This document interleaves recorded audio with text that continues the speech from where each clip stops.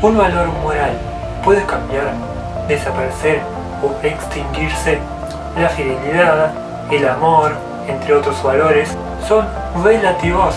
¿O será que la sociedad estará construyendo ese distanciamiento entre esos valores? Veamos qué dicen los expertos.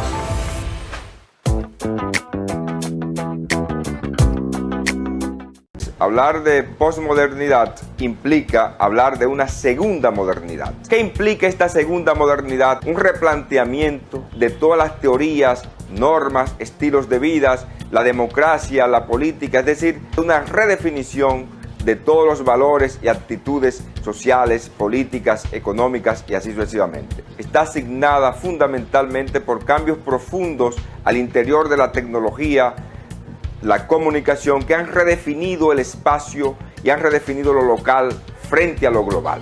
La principal característica, a mi juicio, es la individualización. Dios, la naturaleza y el sistema social están siendo sustituidos por el individuo. Otro elemento fundamental en esa redefinición de los modos y estilos de vida implica cambios significativos al interior de la familia, al interior del matrimonio, las madres solteras, la cohabitación no matrimonial o parejas de hecho, el matrimonio sin hijos, es decir, todo ha cambiado. Una profunda redefinición de lo local frente a lo global. Estamos viviendo en una sociedad que está conectada globalmente. Este es otro aspecto fundamental. No hay valores absolutos bajo ninguna circunstancia, porque la sociedad está en permanente cambio. Un valor fundamental era la familia, por ejemplo, y la socialización. Vemos cómo ese proceso de socialización depende fundamentalmente de los medios tecnológicos. Una unidad familiar hoy ya prácticamente se va disolviendo porque no conviven juntos ni padres ni hijos. Y vemos hoy también como muchas personas buscan a Dios, pero es un Dios buscado desde mi perspectiva en una razón de carácter individual. Dios está profundamente relativizado en lo que respecta a la búsqueda de esa firmeza de valores. Cada vez más jóvenes, personas maduras de esta nueva generación, no están centrando sus grandes expectativas en Dios. Están centrando más sus grandes expectativas en ellos mismos. Ya Dios no es el ser absoluto que todo lo puede, que a lo cual todo se le puede dejar, no. Ya hay una nueva valoración. Para empezar, yo creo que muchos no tienen claro, no han visto definido lo que es una sociedad postmodernista. ¿Cómo caracterizaríamos este término? Bueno, yo creo que hay diferentes cosas que le caracterizan, pero quizás las tres principales, primordiales que pudiéramos usar. Una es la ausencia de valores absolutos y por tanto el no reconocimiento de que exista una verdad objetiva. Dos, la celebración de la diversidad y el pluralismo por encima de esa verdad absoluta, como si el pluralismo en sí fuera un valor a celebrarse por encima de la verdad completa o absoluta. Y en tercer lugar, la tolerancia de ideas, aun cuando esas ideas no corresponden a la realidad. Yo creo que esas tres cosas nos dan un marco de referencia, de definición para la sociedad postmoderna. Lo único que tú puedes tener es una idea subjetiva de lo que tú crees que es la verdad, y entonces todo se vuelve relativo y hay un subjetivismo entonces marcado. La diversidad es algo que debe existir en las sociedades. Sin embargo, si tú no das cierto marco de referencia, mira, dentro de esa diversidad o pluralismo, tú pudieras entender o tú pudieras expresar que tú tienes una preferencia de tener relaciones sexuales con niños, y eso cabría dentro de esa sombrilla de pluralismo y diferencias de opiniones, pero no puedes vivir de esa forma, no lo puedes llevar a la práctica. La sociedad se te derrumba cuando vives así. El punto o la dificultad está en cuando tú entiendes que ese pluralismo en sí mismo es lo que le va a brindar establecimiento o estabilidad y fortalecimiento a la sociedad, olvidando que históricamente esta es la única generación que está tratando de levantarse sin un grupo de valores absolutos. Nunca antes había ocurrido. ¿Hasta qué punto este nivel de tolerancia va a tener que ser aplaudido, va a tener que ser reconocido? Claro, cuando tú hablas de tolerancia de las personas, estás hablando de un egalitarianismo Y en favor de eso estamos. ¿Egalitarianismo significa? Básicamente significa poder o establecer que todas las personas, o afirmar, estar de acuerdo que todas las personas tienen la misma dignidad, el mismo valor, los mismos derechos. Eso es diferente a decir que todas las ideas son igualmente válidas, porque ideas que no corresponden a la realidad no pueden ser igualmente válidas. No pueden tener el mismo valor, el mismo, incluso generar los respeto. mismos derechos que otras. No deben, no pueden. ¿Qué lugar ocupa la Biblia entonces dentro de las corrientes posmodernistas que marcan nuestros tiempos? Bueno, debiera ocupar el mismo que siempre ha ocupado, y es la supremacía de esa verdad sobre el hombre, el carácter autoritario que tiene sobre toda la humanidad, porque es algo que Dios ha legislado. Pero en la mente del hombre postmodernista ocupa un lugar inexistente, porque él no cree que hay una verdad absoluta, y eso es exactamente lo que la Biblia dice ser. Un postmodernista sentado aquí en esta silla ni siquiera te va a considerar que no estás en lo correcto. Él no te puede decir tú estás equivocado, porque al decir esto, al afirmar esto, él estaría tomando una posición absoluta que es contraria a su naturaleza, a lo que ha sido influenciado a pensar que todo es relativo.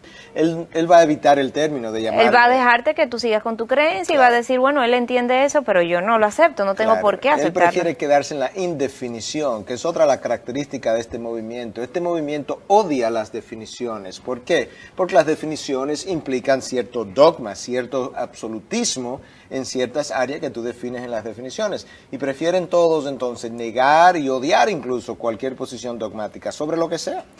Es incongruente, no se sostiene una sociedad así. Si lleva el pensamiento postmodernista a la práctica, tú ni siquiera puedes legislar nada, porque cualquier legislación implica cierto grado de absolutismo sobre tu vida. Esa misma sociedad, cuando se enfrenta con la Biblia, le resulta difícil aceptar a esa mente posmodernista. Claro, en primer lugar, como él rechaza todo concepto de absolutismo o de verdad absoluta, pues la Biblia es una de esas verdades que él va a rechazar. Eso es lo primero. En segundo lugar, él tiene una concepción muy personal del mundo sobrenatural que ese hombre entiende que cada cual debe crear su propia idea de ese mundo sobrenatural, lo cual la Biblia no te permite. Bueno, más que un cuestionamiento, Patricia, la idea del hombre postmodernista acerca de Dios no es que no existe. Él tiene una idea mística de ese Dios que implica que Dios es lo que tú quieras que ese Dios sea, y que y como tú lo concibas, ese es tu Dios, y que no hay problema con eso. Es una especie de misticismo fundado en nada.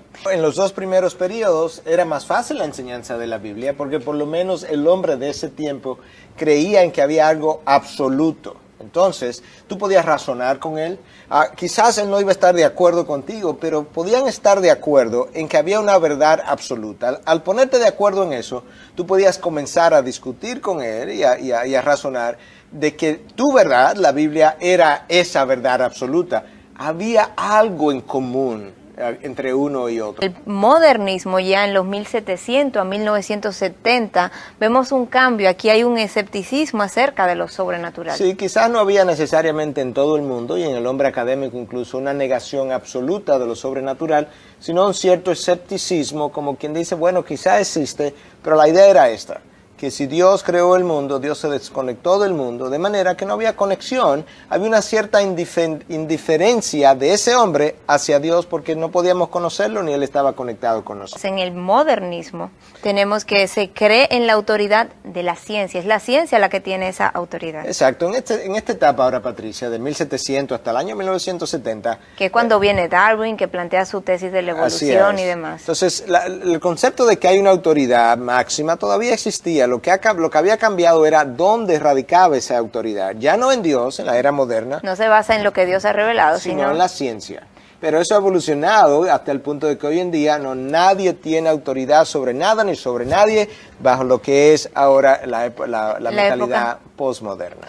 O sea, ese cuestionamiento con el que él vive frente a la autoridad, ¿entiendes que no es en búsqueda de la verdad? Él lo que quiere es debilitar la autoridad que un concepto, una idea, un Dios pueda tener sobre él, de manera que él pueda justificar su estilo de vida. Detrás de eso es que él está. Bueno, yo creo que la desconfianza se debe a varias cosas. Por un lado, si no crees que hay una verdad absoluta, todo te va a parecer relativo, No puedo tener confianza en algo que siempre es relativo desde el punto de vista de tu perspectiva o la mía. Eso es uno. Yo creo que también el mal caminar de muchos creyentes, de muchos líderes y de instituciones religiosas ha contribuido a esa desconfianza porque no han vivido el estándar.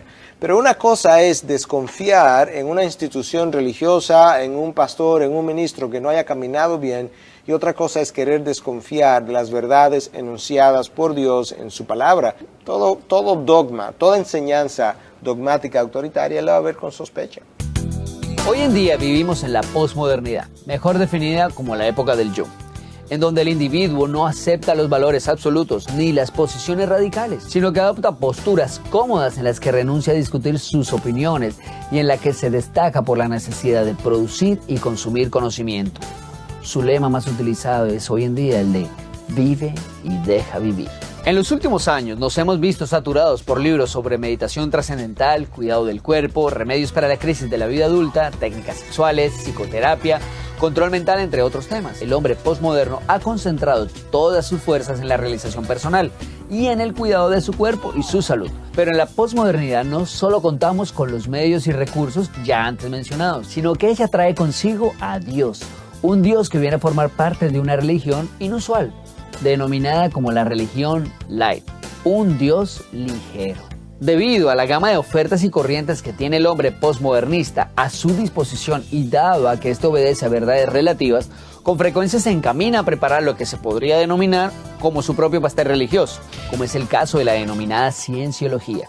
Las creencias centrales de la cienciología son que cada persona es un ser espiritual inmortal y que las personas son básicamente buenas. Su finalidad es un mundo sin guerras, sin crímenes ni locura, donde la gente buena y decente tenga la libertad de alcanzar sus metas. Para aquellos que genuinamente se encuentran en una búsqueda espiritual, este tipo de movimientos representan una amenaza, pues sin saberlo entran en contacto con diversas prácticas propias de religiones paganas, que lejos de llevarlos a la verdad, los van a situar de espalda a ella. Y es que ante tanta diversidad, ¿quién finalmente tiene la verdad absoluta?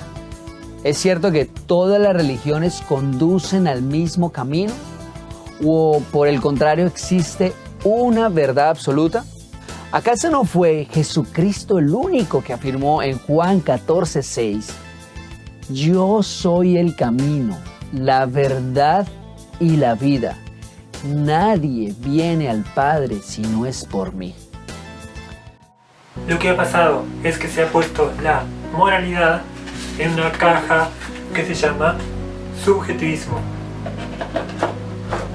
Y se ha creado un sistema relativista moral, donde se predica que cada individuo, cada ideología, religión, tiene una moralidad diferente, que no es objetiva y no es absoluta, pero se considera como algo válido. Estamos viviendo en una ficción, en la era del vacío, donde nada funciona, donde casi nadie se quiere casar, no porque el amor no exista, sino porque el sistema moderno nos vende ese concepto de amor bajo la esclavitud. Y no solo por eso, más que nada porque nosotros nos sometemos a esas ideas, a ese sistema y seguimos esa corriente. Si bien lo que busca este sistema es controlar nuestra moral, ellos no pueden controlar nuestra voluntad. Por ejemplo, en las relaciones, la infidelidad está de moda, consciente o inconscientemente. Solo cuando tomamos una mala decisión nos afecta. De lo contrario, este problema no existe.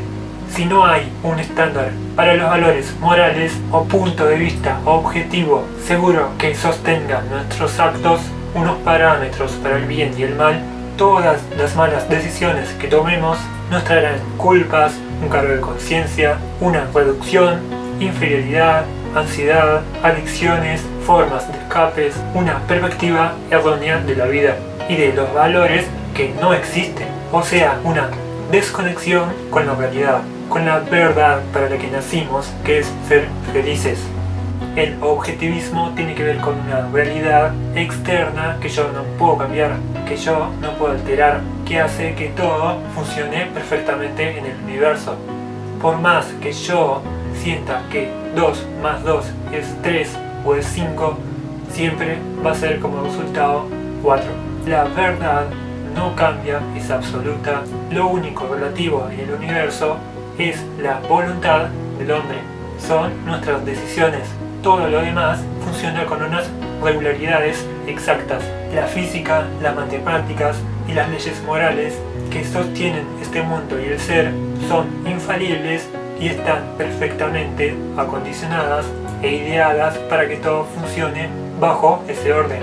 Ahora, si nosotros nos salimos de esos parámetros, nos vamos a encontrar con una mentira, con fallas, con problemas, pero no es que haya cambiado la realidad, es que nosotros cambiamos esas verdades. Cuando seguimos la corriente de un sistema infundado en valores que predica el relativismo moderno, el relativismo moderno no tiene un estándar infalible o objetivo para poder juzgar a otra persona correctamente. Si cada persona crea su propia moralidad, no está más que diciendo yo puedo hacer lo que quiera, alimentando su ego. El mundo se convierte en un caos, en algo inseguro. Estamos abusando de la libertad bajo la premisa de pasar por encima de la confianza de otros. Estamos haciendo daño. La ley o la Biblia, que es lo mismo, es el estándar para el bien y el mal. Es el único punto arquimédico que nos alinea en la integridad, en la virtud, en la justicia por generaciones. No hay nada más inteligente que hacer la voluntad de Dios, y no hay nada más arrogante y necio que pensar que sabemos más que Dios.